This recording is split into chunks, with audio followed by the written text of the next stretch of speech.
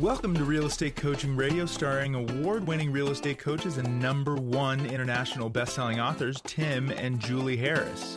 This is the #1 daily radio show for realtors looking for a no BS, authentic, real-time coaching experience. What's really working in today's market, how to generate more leads, make more money, and have more time for what you love in your life. And now your hosts, Tim and Julie Harris.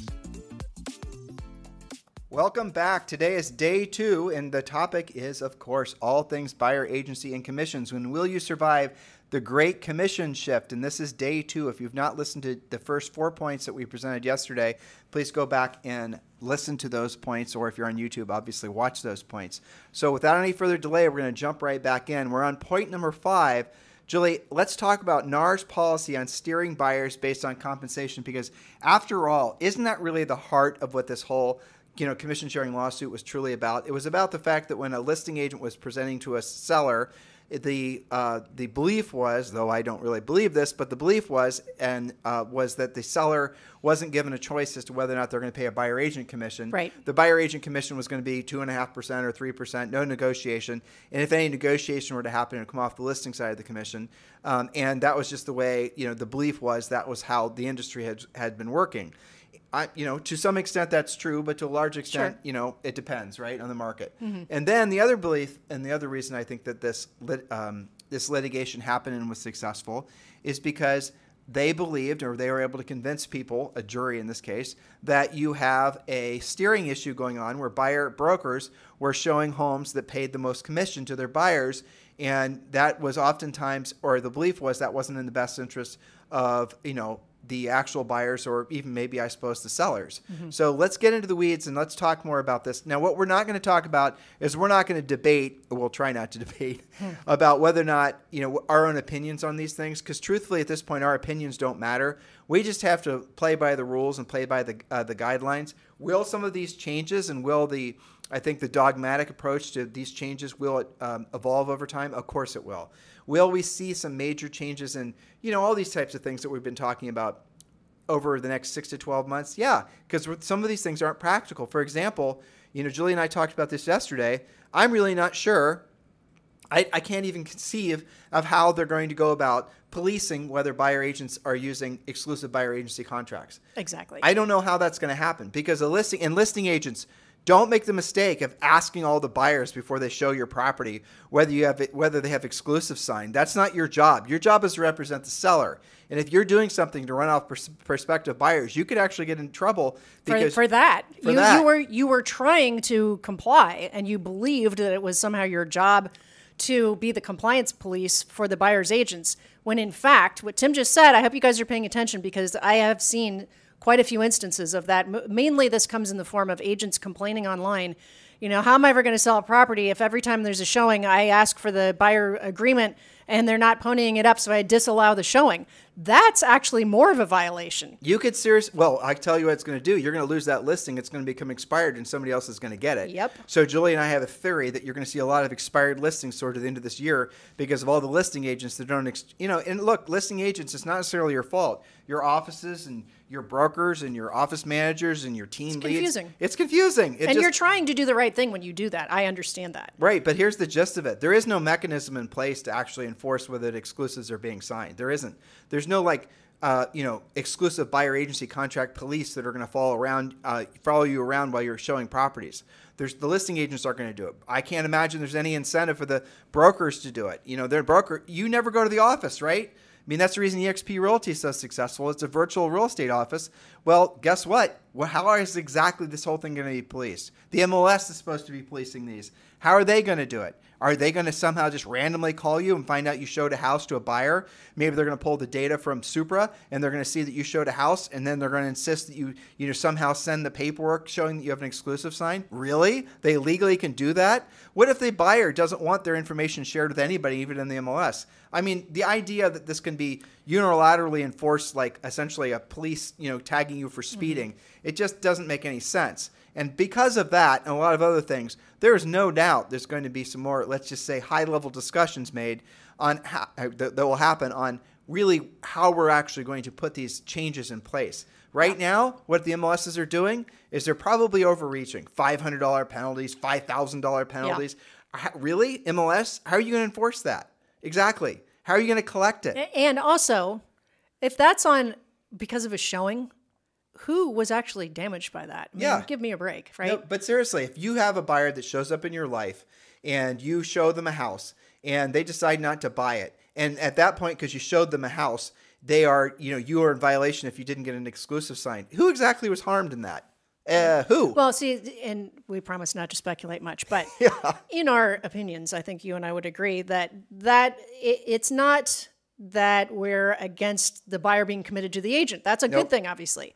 It's where in the transaction this is being asked to occur is very clunky and awkward for the agent and for the buyer. That, I think, is the issue, and certainly translates then into the enforcement of it. So I think that's going to be a gray cloud for a while. Well, on the listing side, you would often, the way we coach and train you guys as Premier Coaching members to work with sellers, it's a 7-step process. And I got news for you. Step one isn't Mr. Seller sign the exclusive listing contract, right? Step one isn't, you're now exclusively obligated to me for 6 months, and that's just the way it rolls. You're going to have to earn that seller's business. You have to pre-qualify them.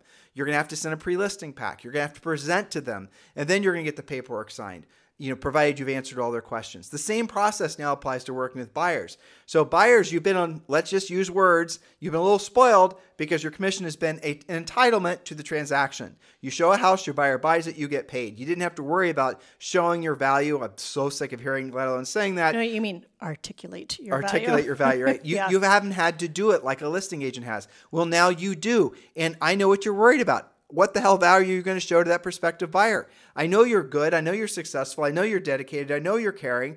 I know you know the market. I know you're going to work your butt off, but so is everybody else. So you're going to have to learn what you're going to do to truly set yourself apart in the eyes of the buyers, just like listing agents have always had to do when trying to earn a listing from a seller, especially in a competitive situation. That's the number one reason why Julie and I have created the Ethical Real Estate Professional designation. And we talked a lot about this yesterday. I'm not going to talk a lot about it today, but text the word buyer, B-U-Y-E-R, to 47372. Text the word buyer to 47372, B-U-Y-E-R. And then you will learn, once we release the program within the next couple of weeks, about our new, frankly, I think it's going to be something the industry is going to absolutely, totally evolve as a result of us creating this product. Bold statement, but I think it's true. We have created a turnkey solution that's encompassing the new rules and guidelines and the best practices that have been in real estate for over, for at least 30 years. So you can be competitive when earning buyers exclusive loyalty to you through exclusive buyer agency contracts. Don't be intimidated by this, guys. It's just a slight change to a few processes. Again, make sure you listen to the first day of this content that we presented yesterday, because we got a lot into the weeds about the different ways the commissions are going to get paid. So Julie, let's go on to point number 6. Okay. And again, we're going to just stick on this idea of steering and compensation just for a second. Okay. So Nars Settlement on steering and compensation. And again, just to repeat this, one of the two big elements of this, I think, settlement, at least as Julie and I interpreted it, was number one, the seller wasn't given an option to pay a buyer agent commission, or at least was told basically it's not a negotiable aspect of the of a listing.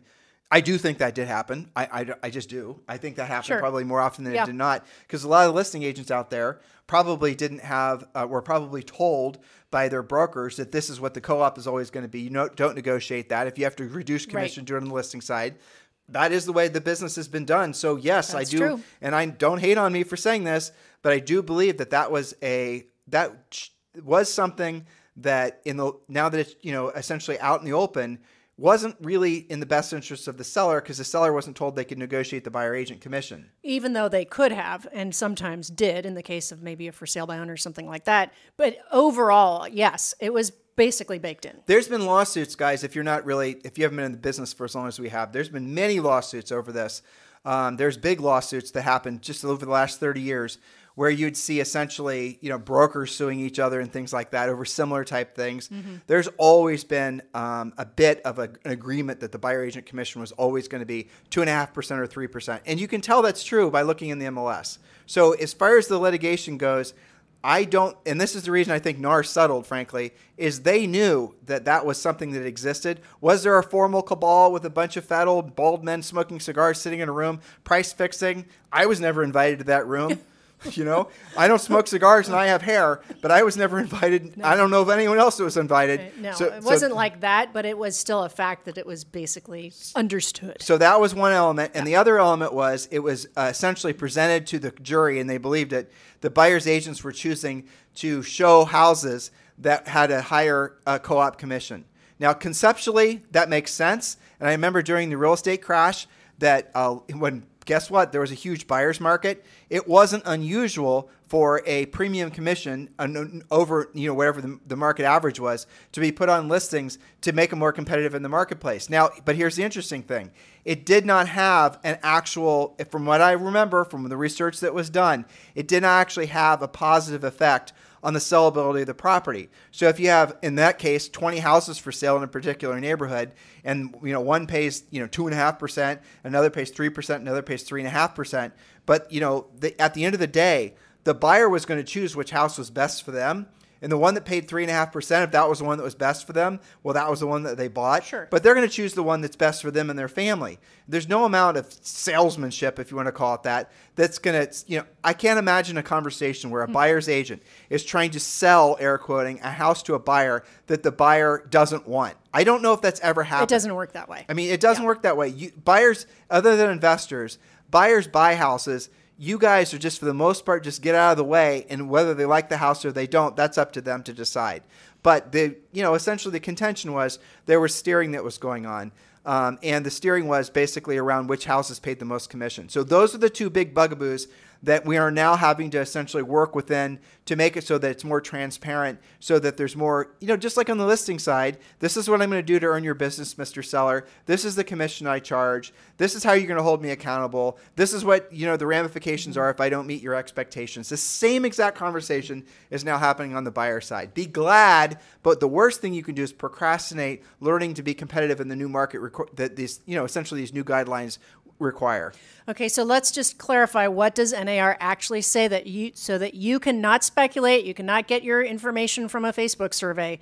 What does NAR actually say about this? They say the commitment, and this is again regarding steering and compensation, commitment, NAR reaffirms that MLS participants must not limit listings based on broker compensation. You're not going to show things based on what they're paying. Well, they're not going to show a commission rate in the MLS. That's right. Okay, written agreements. Required agreements will outline that brokers may not receive compensation exceeding the agreed amount in the agreement with the buyer, eliminating any incentive to steer buyers towards higher compensation listings. That means that if your agreement with your buyer states that X, either a dollar amount or a percentage, and the listing that they fall in love with happens to be offering more, you're not making the difference. You're just making what the agreement was. That's just a clarification. Well, you can go down, but you can't go up. So yeah. You can't. So if you have an exclusive sign, and you basically say you're going to work with a buyer for $1,000, but it turns out the seller was willing to pay a buyer agent commission up towards, like, say 3% of the sale price, and you can't you can't go back and edit your exclusive to get the extra, incentive that was being paid for by the seller. So you need to write your exclusives so the amount that your buyer is, essentially, that's on the exclusive buyer agency. It's even hard for me to say this, to be honest with you. It's so weird. I know. But you're going to have to write it for a higher number than whatever you believe the prevailing rate to be, so that you can go down. And you can explain that and even write it in your exclusive buyer agency contracts. And part of Ethical Real Estate Professional, we're actually going to show you how to do that. So when you're presenting it to a seller, you're going to put a dollar amount or put a percent amount, and then explain and put it right there in writing that it's essentially going to adjust to whatever the seller is actually willing to pay, right? You're going to just, learn how to negotiate, basically. But the real important thing here is the NAR, and MLS basically, though there are some MLSs that are starting to, drag their feet on this. And I know there's brokers that are trying to game this too. Yeah. Do not put an offer to compensate, or what a buyer broker commission is, in any place, MLS or otherwise. That's what it's going to get. That's the easy button to welcome some litigation at your doorstep. Yeah, because they've been very clear on that, right? Yeah, they've been very... And in fact, we've read article after article, especially today, about the fact that attorneys are specifically looking for those violations. Well, it's because easy. It's so easy. I mean, anybody could find that. Now, with regards to this... Well, let me finish. Go so ahead. Like we talked a lot about yesterday, and again, listen to yesterday's show, that does not mean you cannot have the seller offer a concession. And in the public-facing comments in the MLS, just put seller will consider all concessions and call me, and here's my cell phone number. And do not, don't have them call and hit a voicemail where you're rattling off what the commission is going to be. That's a violation. So make it so there's a conversation that's going to then happen, which means listing agents, you're going to have to work a little bit harder. But again, I'm going to tell you that gives you a competitive advantage, because when you're trying to earn the business in a competitive listing situation and you're explaining to the seller how you actually work with buyer's agents, and the other listings or the other listing agents that they're considering, they don't even bring that topic up, let alone demonstrate to the seller exactly how you're working with the other agents, you're going to have a competitive advantage that they're not. So whenever you see something that you perceive is going to be a hindrance to the industry or a transaction, you've got to make it so that becomes a competitive advantage for you and how you approach it. So I want you to open your mind to the fact, and Julie and I say this a lot, the greatest fortunes of men and women have always been made during the greatest times of change. Don't take too damn long to change, or you're going to miss the opportunity. Well put. All right. So, as promised yesterday, your best practice is your most simple practice. Meet with all of your buyer prospects in person, ideally. It could be at your office. You can meet for coffee or even on Zoom, but you're going to meet with them. Or their house. Yeah. Okay. Present your buyer presentation, which explains the buying process, how you work, what they can expect from you, and what you can expect from them, how buyer representation works, the fact that it's negotiable, and what your unique guarantees are.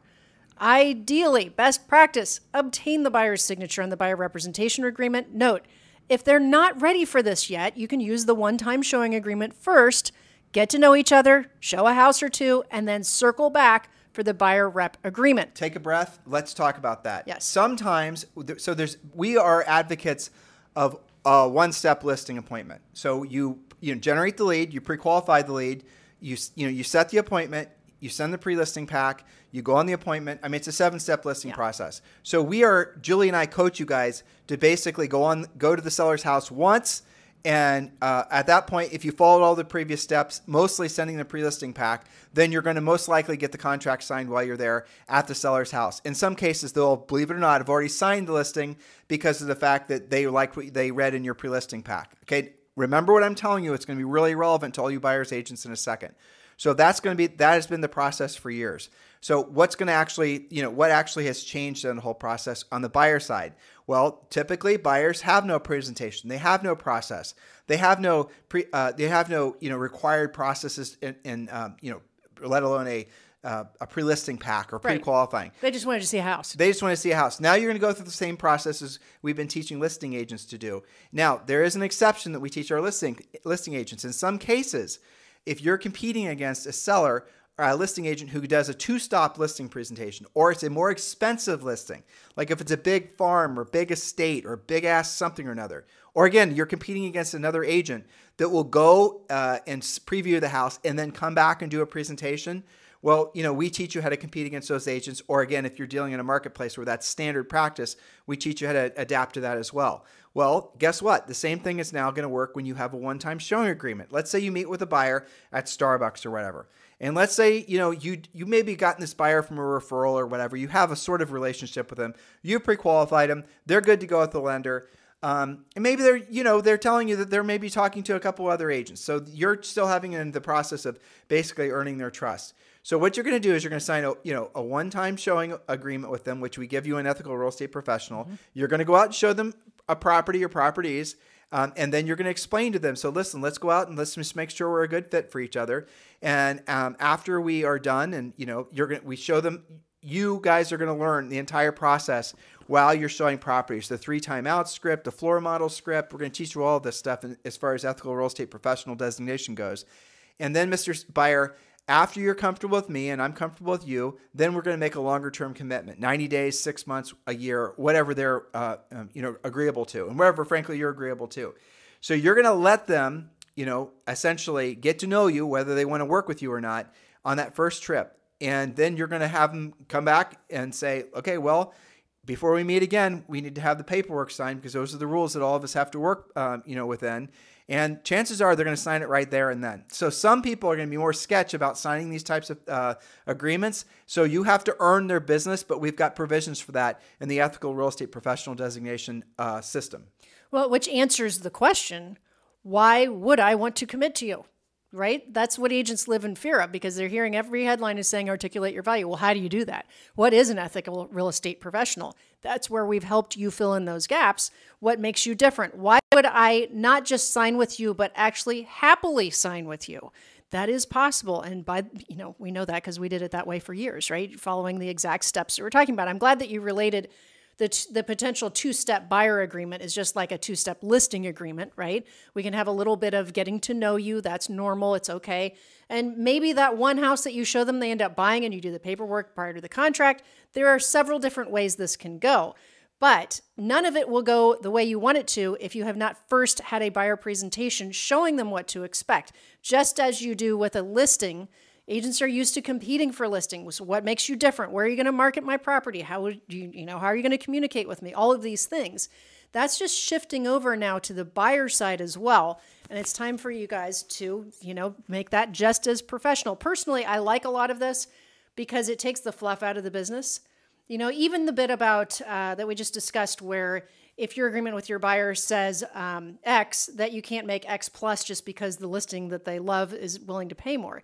To me, I like that because for a while, the hot button, easy solution was, well, I'm a buyer's agent. I'm just going to be competitive I'm just going to charge $1,000. I don't care who you are or what you're spending. I'm just going to be flat fee.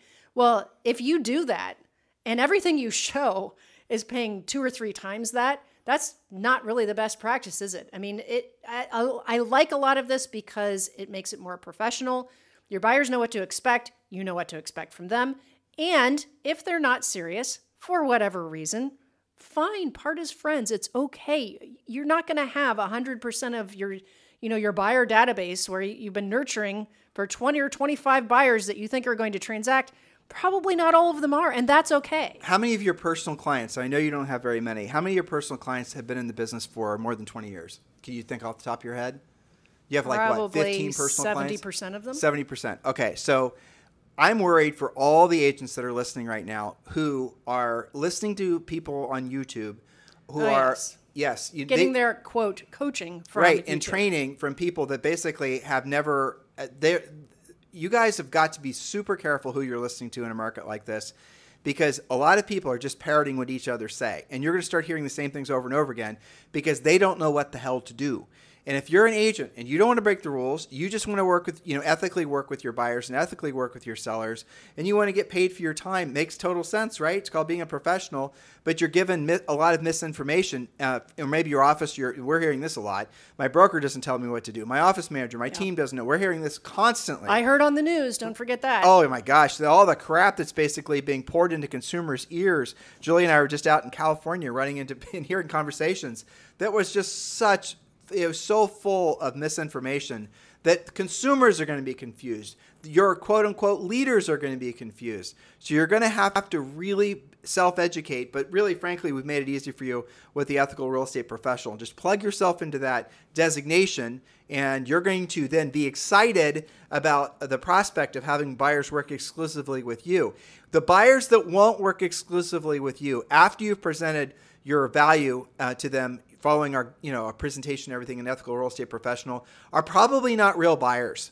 They're probably not serious about purchasing a home. That's what's going to be hard for a lot of you to deal with, is the emotional fact that you have far fewer actual, genuine, qualified, willing, and able to buy buyers than you think you do, which means you're going to have to actually learn how to generate more leads yourself. And a lot of the bot buyer leads are some of the worst quality buyer leads. So even if you have a huge CRM, a database full of people, how many, think about it. Those people don't have relationships with you. Those people are going to be very, when you just simply, message them and say, if they say, for example, I want to see 123 Elm Street, and all you've been doing is dripping on them, and now you basically have to have them sign an exclusive, but you aren't a member of Ethical Real Estate Professional, what's the probability that they're just going to ghost you? 100%. Mm-hmm. You're not going to know. Why would they want to sign exclusively with you? Because you're not presenting the reason why they should. And if they bought and sold real estate before and they haven't been asked to sign something like this, you're going to freak them out. And I think there's going to be a lot of buyers who are going to want to buy real estate, who are going to go to listing agents and buy it directly from the listing agents. Yeah. And they're going to find, people that are skilled, like our members of Ethical Real Estate Professionals, and they're going to buy them from them. And all the other agents that are trying to, I think, put it together, figure it out, look for shortcuts and look for easy buttons, they're the ones that are going to get absolutely, I think, they're going to be, it's going to be horrible for them, honestly. Well, I've already seen many cases of this, sadly. The fastest way to rid yourself of buyers who are probably serious, but are about to walk away from you and either go to potentially listing agents, open house agents, and or new build sales reps, is to simply email them a link to sign your buyer agreement without any explanation of it, and then get mad at them because they didn't instantly sign it. That's a great way to drive your buyers away from you. So you just said something. So listeners, did you know in open houses you don't have to have exclusive signed? Let's talk about that. That's yes, a big thing. let's talk about that. Okay? Now, Julie's going to skip through her other points. If you want the notes from today's podcast, and she's skipping through 3 points because point number 11 here is really a big, I think, frankly, it's going to be the elephant in the room, and this is a big friendly elephant, Yeah. Not one that's going to flatten you. But our notes are available exclusively to harrisrealestatedaily.com subscribers. It's our daily newsletter. You'll get all the notes, all the long-form notes from all of our podcasts, and every single podcast has long-form notes. We do that intentionally so that you can use these notes to educate yourself. Maybe you are an office manager, maybe you are a broker, maybe you are a team leader, and you really want to essentially use state-of-the-art information to help your agents. Well, it's waiting for you at harrisrealestatedaily.com. So go ahead and subscribe. It costs you absolutely nothing. So, Julie, let's talk about point number 11. Yes, and this is important, especially in current times, because we just went through the first full week, certainly full weekend and almost full week since August 17th. This is probably the biggest mistake that I've seen, and that is how to handle open houses with unrepresented buyers. Here's a typical thing that you'll see. How am I ever going to make money from open houses? How am I ever going to sell this house if the buyers that are coming won't sign to walk through the door? But, Julie, it's even worse because we're seeing brokers, office managers, team leaders who are telling their agents that they cannot allow anyone into their open houses unless they somehow stand at the door and get them to sign these onerous contracts. That's right. You are not buyer agency contract police open house agents, listing agents. Okay, so straight from the NAR, open houses and unrepresented buyers. Here's exactly what they wrote. No written agreement needed. If an MLS participant hosts an open house or provides access to a property on behalf of the seller to an unrepresented buyer, no written agreement with the buyer is required since the participant, MLS participant, is working only for the seller. Stop preventing buyers from entering your open houses without an agreement. Don't do that. You do not have to do that. It is not your job to, interview these wayward buyers trying to look at open houses. So now more than ever, if you're not a listing agent, learn how to be a listing agent. Join Premier Coaching for free for 30 days. Just go to premiercoaching.com. Yes, do that right away, premiercoaching.com. But if you have a listing or listings and you're not doing open houses every single Saturday and Sunday and every other day that your seller will allow, you're missing a huge opportunity. Because what you're going to see, and I don't know for how long, is a lot of motivated, disenfranchised buyers whose buyer's agents just got fired because of the fact that they didn't know how to present the exclusive to them. Mm-hmm. And they're going to want to walk through those open houses, and you have an opportunity to pick up a lot of buyers. Now, if the buyer doesn't buy that house, and you then have to show them another house, you have to get the exclusive signed. Yep. So you're going to have to learn how to articulate your value. And again, that comes back to being a member of Ethical Real Estate Professional. Text the word buyer to 47372, buyer to 47372. But open houses are going to become the absolute huge, an enormous opportunity for agents that actually know how to work them at the highest level. I think, especially in the short term, that open house traffic is going to go up as a result of unprofessional agents expecting buyers to just, sign whatever they send on over.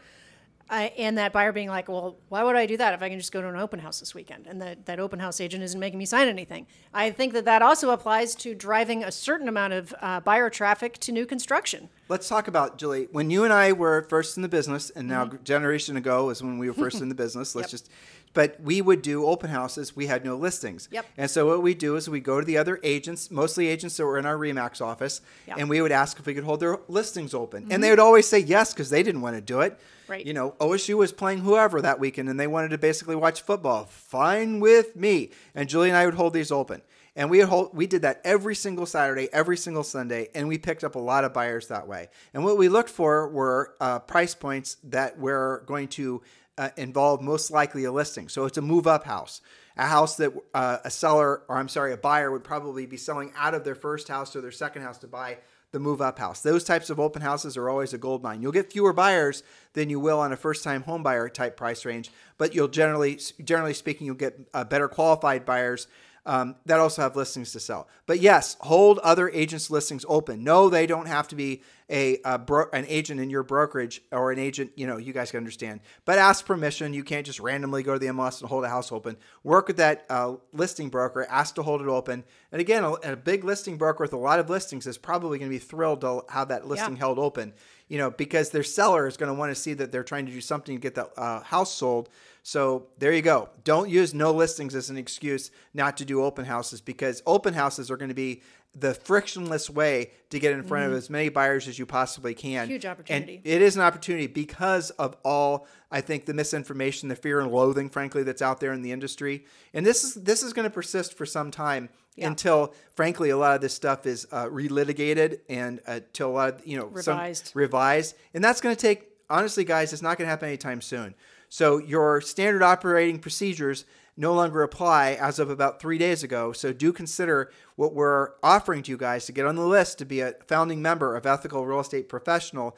We're going to open the doors at the end of this month, probably for the first 100 of you to join. And to get on the list to be invited, you have to text the word buyer to 47372. Text the word buyer, B-U-Y-E-R, to 47372. And when we are done with the product and we're ready to release it, we are sending, when you guys see this, I have to say, I'm very proud of it. Me too. To be honest. I'm excited. It's something you and I spent just hours and hours on it, but it's something that I'm excited because I know when they see it, they're going to have a massive sense of relief because it's going to give them the confidence to go out there and frankly, want to present to as many prospective buyers as possible to get exclusives signed. Well, knowledge equals confidence. And ignorance equals fear. So get the knowledge. And get the knowledge. So move past that. Text the word buyer to B-U-Y-E-R and do that right away. So text the word buyer to 47372. I know we've got to go. Well, here's what I was thinking. With all the consternation and all the confusion out there, that's amongst agents. You know what hasn't changed through all of this? Yeah, I do. The number of motivated buyers and sellers who need your help. And that's the reason that Julie and I are not really, we've been telling you guys this, that we knew there was going to be a big change with buyer agency.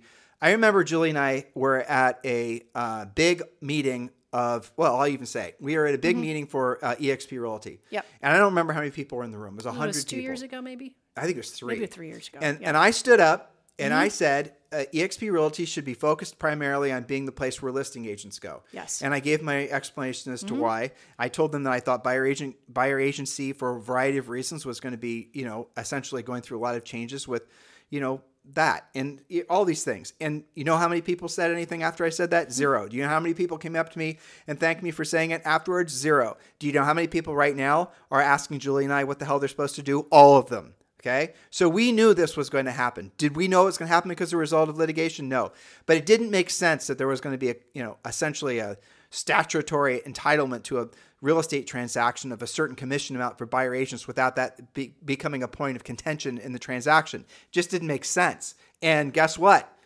We proved to be correct, again, for different reasons, but here we are today. So what are you guys supposed to do?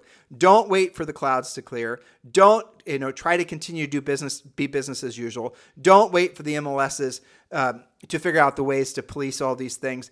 You need to get ahead of it and accept the fact that these changes that are in place, though they will morph into other, they'll change Certainly. and they'll evolve, of course. But this is the way business is going to be done. It's not going to go back to the old way. You're always going to have to show overwhelming value, as you always have to sellers. Now you're going to have to show it to buyers, or you're not going to have anybody to work with.